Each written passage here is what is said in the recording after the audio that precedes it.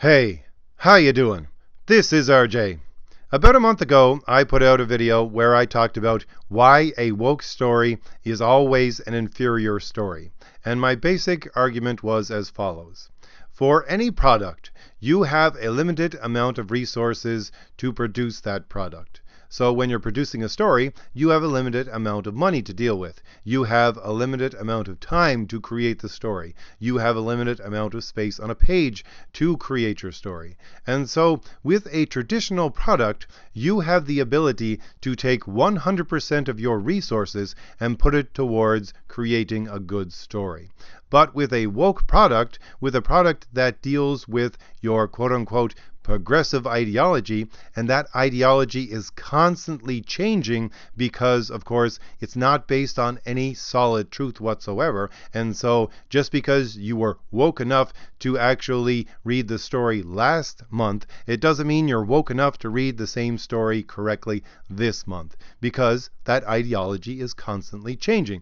And so with a woke story, the author always has to include alongside the story a little key, the key that you have down at the bottom of the map to interpret your map, or a little instruction manual that goes along with the story in order to tell you, the audience, how exactly to interpret the progressive story correctly.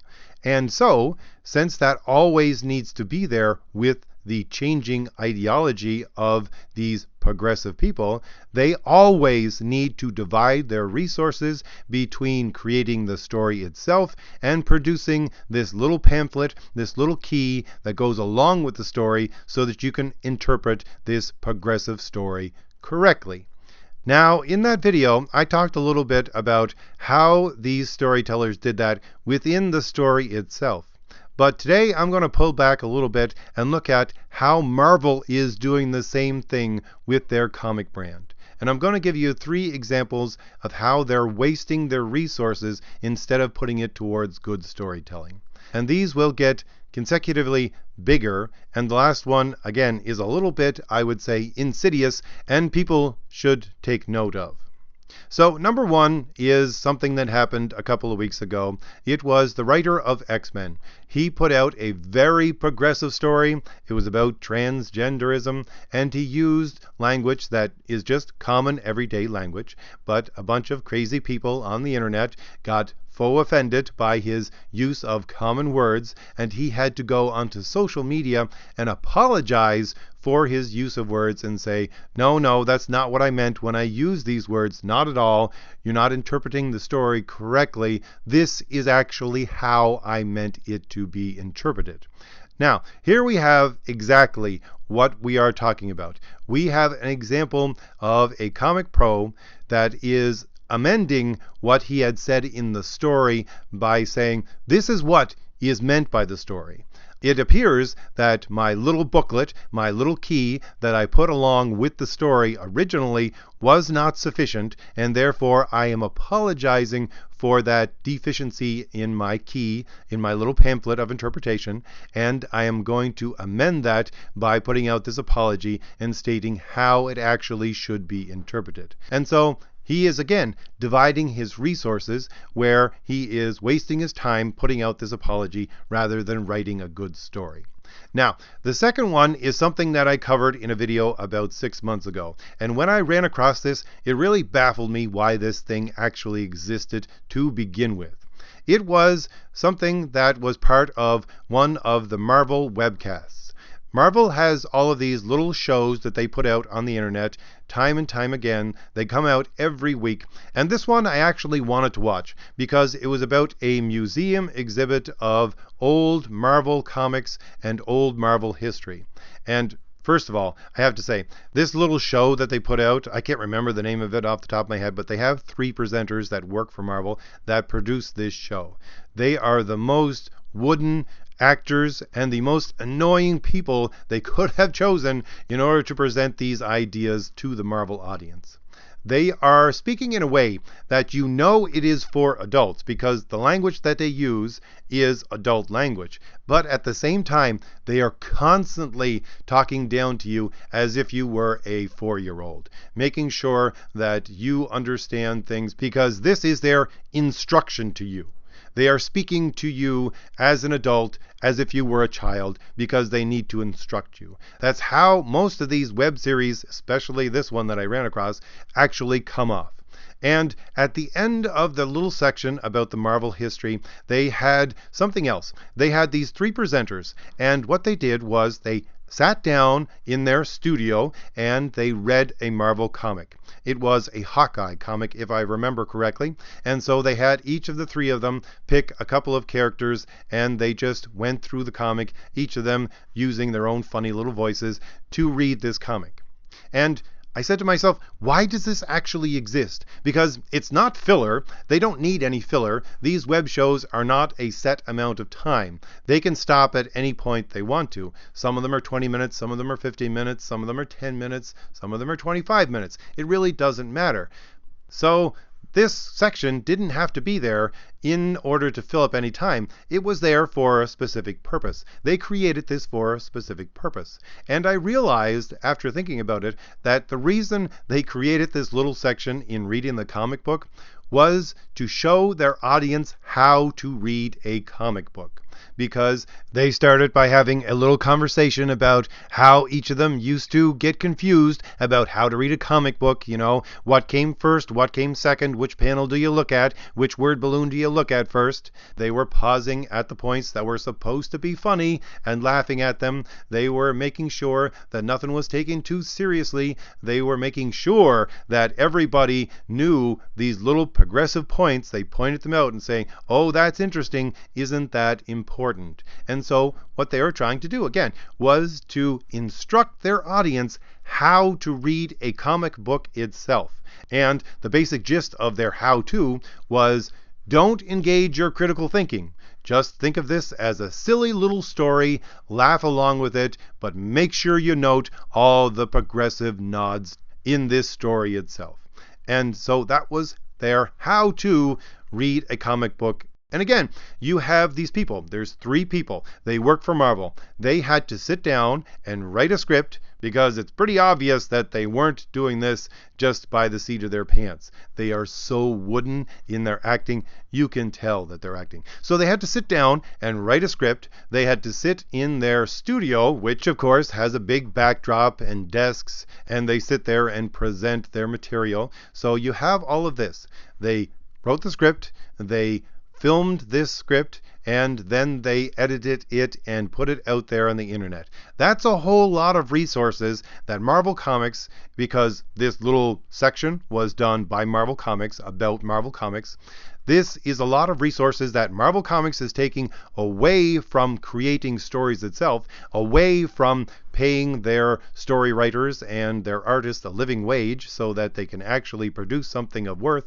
They're taking all of those resources and putting it into, this is how you interpret a comic book. This is how you think about it progressively. By, of course, as I said, not engaging your critical thinking, thinking about it as silly and laughing along as you take in all of the progressive talking points. If I can find it, I might have it in my old video. I'll put the link in the description for this idiotic section from Marvel. Anyways, the third one that I wanted to talk about centers around what is happening this year at Marvel with the 80th anniversary of Marvel Comics. Now, I remember when the 50th anniversary of Marvel Comics came around. I was reading a lot of Marvel Comics at that time. And really, I read all of the extra sections in your comic. I read all of the letter pages when I was reading comics. And again, if memory serves, what was going on with the 50th anniversary was most of these writers and artists for Marvel were looking back at the history of Marvel and saying, wow, look at all that we have here. This is beautiful stuff. But guess what? We are going to do our best to outdo ourselves and create the best comic book that we can. And they were competing with their history, and this is the way I would say that a story needs to be written in these giant comic universes. But when you have the stuff that's coming out today, and they have a lot of stuff that's coming out today to quote-unquote celebrate this 80th year of Marvel history, what you have is something completely different. Because they have a lot of print stuff coming out, and they have a lot of stuff coming out on their webcasts as well. So almost every day on their website, on the Marvel.com website, they have another article about some character in their Marvel history. And they go over that character's history itself. And at the same time, they also have a lot of their podcasts centered around the history of Marvel itself as well. And I want to give you a couple of examples of what they are doing with each of these types of mediums in order to present Marvel history to you. Because again, what they are trying to do with this Marvel history is present it to you in a progressive way. And as I said, they are putting this stuff out almost on a daily basis. So that's a lot of resources that they're putting into quote unquote celebrating their history, when really what they are doing is presenting their history in a progressive way. So I'll give you one example of each, the print version and the webcast version. In the print version, I read one of their histories. It's about Jimmy Woo. And again, I'll put this link in the description for you. And they're talking about the history of Jimmy Woo. And they go over this character who is now part of the Agents of Atlas. And they go over where he first appeared and in what books he was mainly concentrated in, and so on and so forth. But they made sure that at the very first, they have their nod to being progressive. And this is the statement that they make about Jimmy Woo in the second paragraph of this little article put out by Marvel.com. It says, Woo went down in comic history as one of the first such characters to not, and not is italicized, the first such characters to not appear as a regressive stereotype. So right there, you have your progressive nod right at the beginning of this article so that you know to interpret the rest of this article in a progressive way, in a non-regressive way, as they say. And this is something very small. But when you look at what they're doing, especially in their webcasts, it gets much bigger. It's still very subtle, but it gets much bigger. Because I'll concentrate on one of the webcasts that deals with the history of Marvel itself. Because you have this woman who works for Marvel, and what she is doing is generally presenting 15 to 25 minute segments about the female characters of Marvel within the history of Marvel itself. And she's doing decade by decade. So she's doing the 60s and then the 70s and then the 80s. And the way that she is presenting it, again, is something that I noticed because I used to be a history major at one point in time, and you know to look for these things. It's not history itself, it's applying ideas from the present to your historical events and interpreting them in a way that it tries to show that those ideas were initially set within the historical events when there was really no chance of them being there to begin with. And so the way that this woman is presenting the history of Marvel, well, actually, the history of the female characters of Marvel, is to show that these characters were always created as part of a progressive movement in order to bring Marvel into the point where they are right now so that they can produce their quote-unquote progressive stories that they have now, their woke stories that they have now, in the exact way that they are producing them right now. And so she is reinterpreting that history. Now, it's important to note that she's not reinterpreting the history of the characters within the universe itself, because Marvel can go ahead and do that all that they want. They can retcon their characters as much as they want, and that's not something that's going to go against actual history.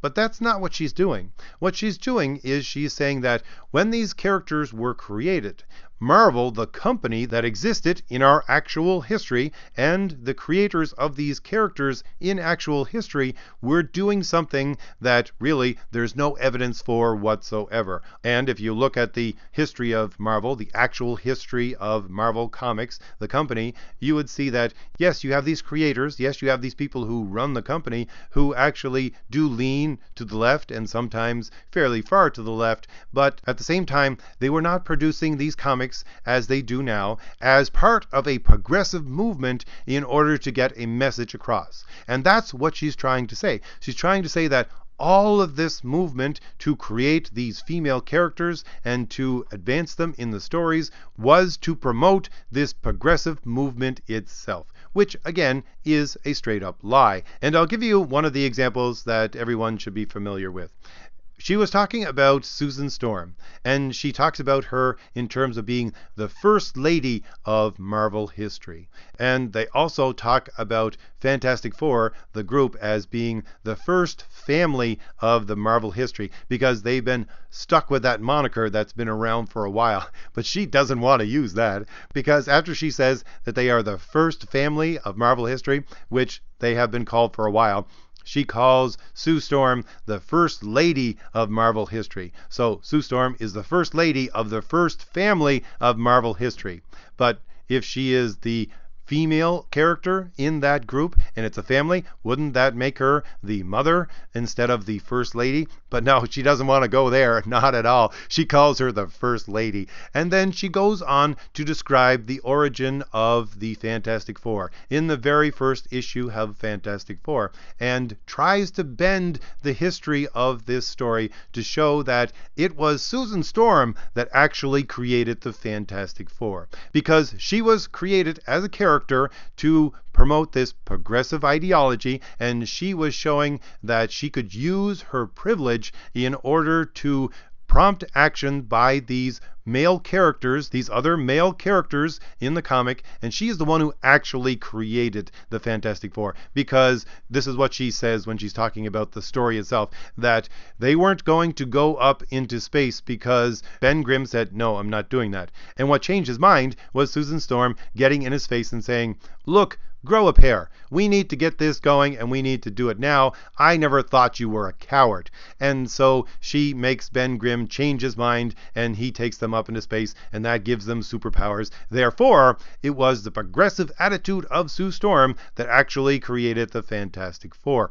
And it was the progressive attitude of the creators of the Fantastic Four that specifically put this in the storyline to show part of this progressive movement of women. And this is what she's doing over and over again throughout all of her little history of the female characters. And I'll have to say, the way she does it is very subtle. But for someone who was a history major at one point in time, you actually notice these things. It's her choice of language, and it is the way that she says things. When she says, they were trying to beat the quote-unquote commies, and that's her actual line. She says the quote-unquote commies because they use the word commies in the original Fantastic Four story. But she doesn't want to use the word commies, but she has no choice because it's in the actual story. So she says quote-unquote commies, like that's not actually a bad thing. It was just some fictional characters like the Skrulls, or some imaginary idea that they came up with for this storyline. That's what it sounds like when she uses this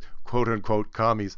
And then she goes on to talk about Susan Storm and using her societal connections and all of this stuff, which again is just shorthand for using her privilege.